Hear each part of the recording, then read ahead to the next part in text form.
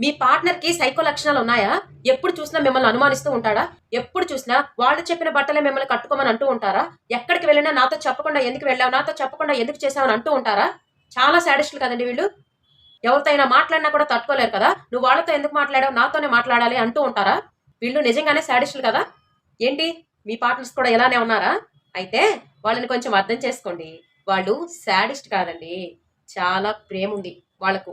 మీరు ఎవ్వరితో ఉండకూడదు. మీ మాట, మీ ఆలోచన ప్రతిదీ కూడా వాళ్ళే అవ్వాలని ఆలోచిస్తూ ఉంటారు. మీ అంటూ ఏమీ ఉండకుండా మన అనేది ఉండాలి అని చెప్పి వాళ్ళెప్పుడు కూడా మిమ్మల్ని ఇలా కేర్ తీసుకుంటూ ఉంటారు. ఇది ఓన్లీ కేరింగ్ మాత్రమే, సాడిజం కాదు.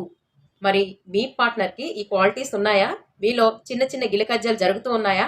అయితే కొంచెం అర్థం చేసుకోండి. వాళ్ళ కోపాన్ని, వాళ్ళ అనుమానాన్ని, వాళ్ళ కేరింగ్‌ని, వెనక దాగి ఉన్న ప్రేమను గురించి ఆలోచించండి ఒక్కసారి.